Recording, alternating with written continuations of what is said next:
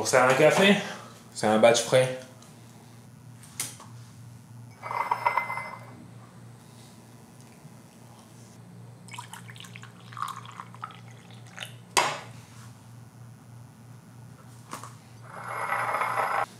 L'autre chose avec ça,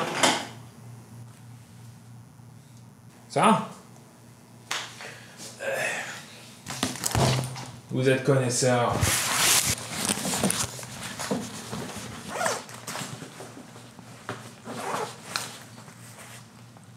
Wow.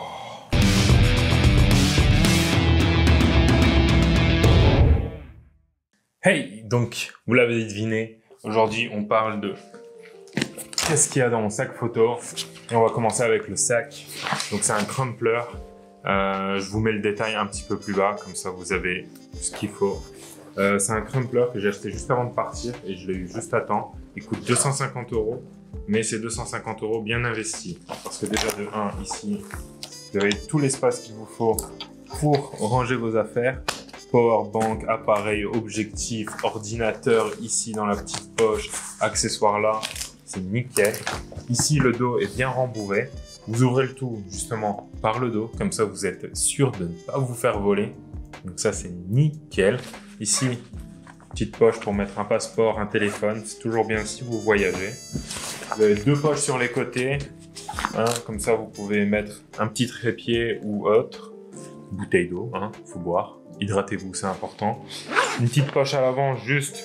Moi ici j'ai mon kawaii de sac qui est offert avec pour le protéger en cas de pluie. Et puis voilà, le sac il est juste vraiment incroyable, imperméable. Ici vous avez de l'espace pour balancer plein de conneries. Et c'est nickel. Ok, maintenant qu'on a fait le sac, passons tout de suite à l'appareil et les objectifs. Donc j'utilise un A7 III de chez Sony. C'est un appareil qui me plaît énormément. Ça fait presque 2 ans que je l'utilise et il fait le taf. 4K 30 fps, pour l'instant j'ai pas besoin de plus. Bien sûr les puristes me diront mais si il faut du 120 fps maintenant en 4K. Ok. En attendant j'attends toujours vos contenus vidéo les gars. Donc le A7 III il fait largement le taf. Ça fait 2 ans et franchement je suis super satisfait. Sauf que j'ai découvert un problème là récemment qui me met un peu mal à l'aise, c'est le capteur qui a des pixels morts. Donc j'ai contacté Sony et ils sont censés justement pouvoir me faire une réparation. Donc j'espère qu'ils vont pas me douiller et me demander de payer le remplacement du capteur étant donné que c'est un défaut de l'appareil et qu'il est encore censé être sous garantie. Donc s'il vous plaît Sony, je vous en supplie juste, vraiment, j'ai pas envie de repayer 1500 € un capteur sur mon appareil, ça me ferait trop mal au cœur. Donc, là, actuellement, il y a le 2470 GM de chez Sony, la version 1. Je l'ai acheté avant la sortie de la version 2. Est-ce que je regrette? Non. Est-ce qu'il est gros? Oui. Est-ce qu'il est lourd? Oui. Mais, est-ce qu'il est bien? Oui. Donc, c'est un objectif ultra polyvalent que j'utilise tout le temps. Genre, vraiment tout le temps. Quand je sais pas quoi prendre, je prends le 2470 et basta. Ensuite, j'ai le 35 mm f1.8 de chez Sony également, que j'aime énormément.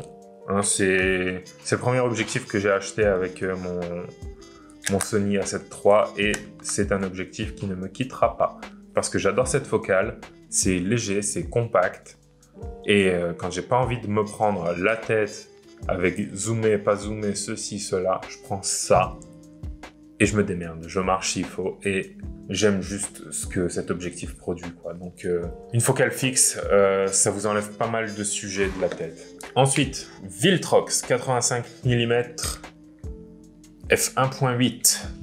Un objectif que j'ai acheté en Malaisie. De 1, parce qu'il était moins cher. Et de 2, enfin, on parle de 300 €. Et il me semble qu'en France, il a 450 € la dernière fois que j'ai regardé. Donc 300 €, c'est un petit prix pour un 85 mm. J'aime beaucoup la focale. Maintenant, l'objectif, je m'en suis pas servi autant que j'aurais aimé m'en servir.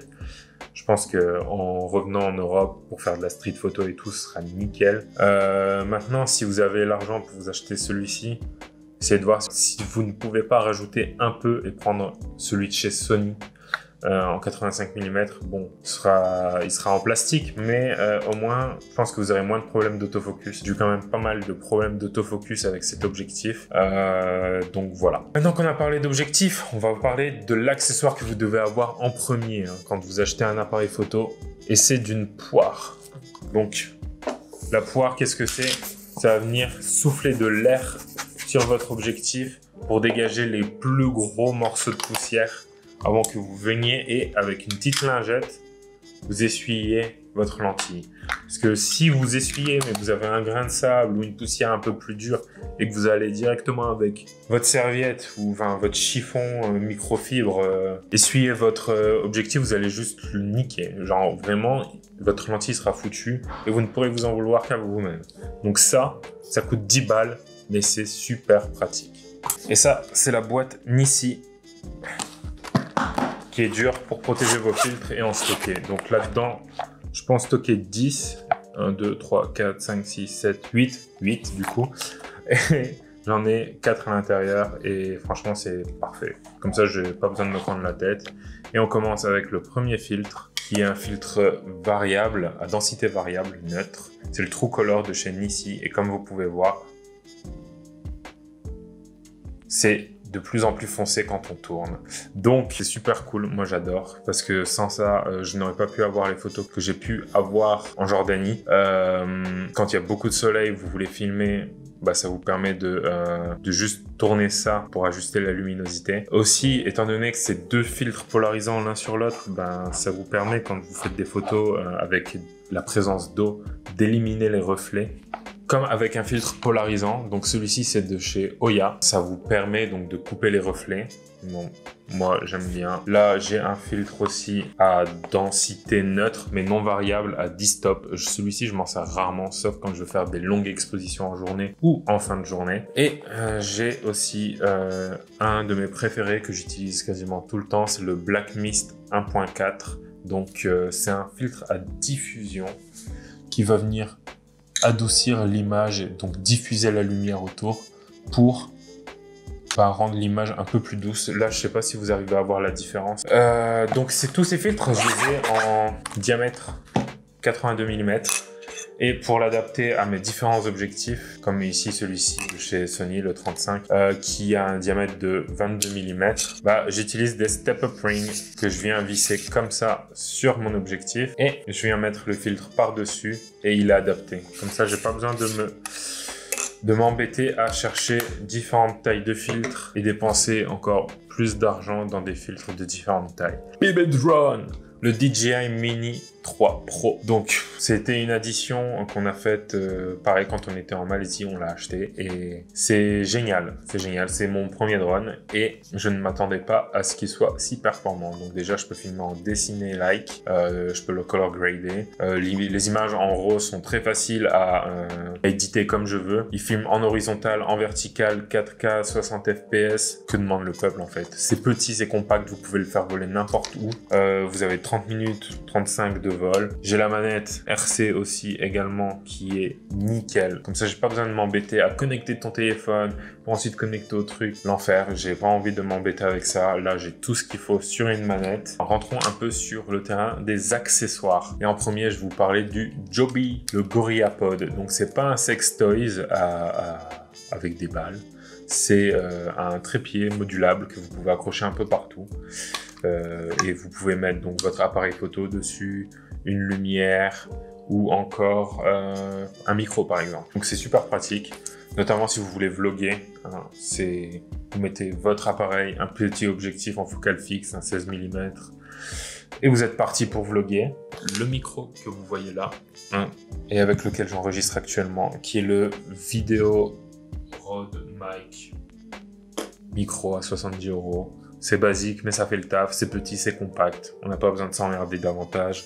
Let's go. Ensuite, on a la bandoulière de chez Peak Design. Hop, facilement ajustable. Ils utilisent tous les mêmes accroches. Donc, vous pouvez switcher d'un accessoire comme la bandoulière à la Dragon facilement.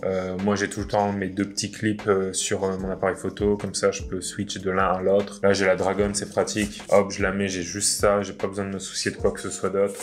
Une bandoulière, on sait que c'est pas toujours agréable, notamment quand on commence à tourner l'appareil. C'est pas ouf. Peak Design Clip que vous venez accrocher en dessous de votre appareil photo et comme ça, vous pouvez venir l'accrocher ici à une languette de votre sac. Vous clipsez, déclipsez votre appareil photo très rapidement en appuyant sur le bouton qui est sur le côté. Très rapide, efficace et très sûr. L'Insta360 One R. Donc une caméra 360, si je me retrouve dans des situations où il est compliqué de dégainer son appareil photo ou que je n'ai pas la possibilité ou c'est trop risqué, bah, je dégaine ça, je filme et je m'occupe de tout en post-prod. J'ai pas besoin de trop réfléchir et en plus, ben, ça permet d'avoir des points de vue qui sont un peu différents et de les ajuster comme on souhaite. On s'en bat les couilles. Donc maintenant, la GoPro Hero Black 7 GoPro. Je m'en sers principalement pour les activités aquatiques, comme ça j'évite de prendre des risques à abîmer mes autres matos, étant donné que ça je sais que je peux le mettre dans l'eau sans aucun problème. 4K 60 fps, que demande le peuple. Batterie de secours, ou deuxième batterie, ou troisième batterie, peu importe, mais ayez toujours une deuxième batterie. Ne faites pas comme moi qui suis allé à Montanani avec une seule batterie parce que je pensais qu'on allait rester qu'une journée. Bon, oui, je ne savais pas qu'on allait rester plus longtemps, mais tout de même.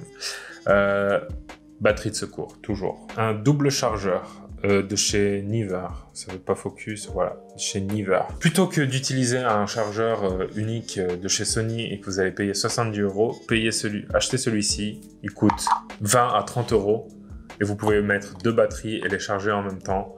C'est super pratique. 2 ans que je l'ai, il m'a pas lâché une seule fois. T'as pas intérêt de me lâcher maintenant que je t'ai fait ta promotion. Donc, allez-y, les yeux fermés, je recommande. Vous pouvez charger en USB-C ou en micro USB. Et quand on parle de contenu, on parle de stockage, donc de SSD. N'achetez plus de disques durs, achetez des SSD. C'est petit, c'est léger, c'est super rapide et c'est tellement plus safe de sauvegarder son contenu dessus que sur un disque dur classique. Vous avez beaucoup moins de chances de perdre vos données. Donc là, j'ai un SanDisk Extreme de 1 Tera et un Kingston de 2 Tera. Les deux sont super rapides, ils me l'ont pas lâché. Le SanDisk, ça fait 3-4 ans que je l'ai, c'est une dinguerie. Et le Kingston, je l'ai depuis la Malaisie, donc ça va faire 6 ou 9 mois. Juste, j'adore, vraiment, vous pouvez directement travailler en plus depuis vos SSD. Ensuite, on rentre dans les deux derniers accessoires, tout ce qui est lumière. Là, avec le Godox TT685 2S, un flash à tête amovible, vous pouvez tourner. Je ne l'ai pas utilisé encore autant que je le voulais, mais si vous avez de l'événementiel, que vous voulez rendre de la photo de produit, des portraits ou autre, et donner un autre style ou avoir juste un truc un peu plus quali, vous pouvez utiliser un flash. Je pense que vous allez avoir des résultats que vous n'espériez pas. Et j'ai cette petite lampe, la Aputure MC, qui est super pratique pour avoir de la lumière d'appoint.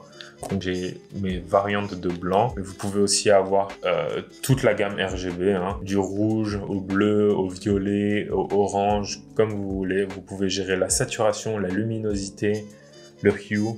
Donc c'est parfait. Moi je m'en sers d'appoint, c'est compact, donc ça rentre très facilement dans le sac et c'est super pratique aussi si vous voulez faire de la photo de produit, de la photo de portrait, faire des longues expositions ou juste faire de la vidéo comme actuellement, avoir une source de lumière.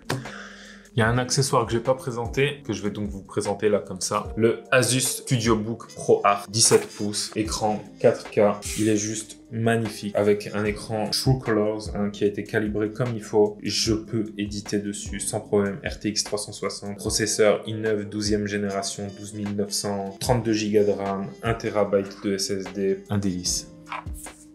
Tous les accessoires et tout ce que je vous ai présenté aujourd'hui, vous pouvez le retrouver plus bas dans la description. Ce sont des liens affiliates Amazon. Si vous les utilisez pour acheter des accessoires qui vous plaisent, ça me soutient. Et dans ce cas-là, je vous remercie. Sinon, bah, c'est pas grave. Aussi, si j'ai pu vous éclairer sur des questionnements que vous aviez, eh bien, ça me fait plaisir. Si vous avez d'autres questions, n'hésitez pas à les poser dans les commentaires. Je vous répondrai. Et en attendant, je vous dis live to the fullest.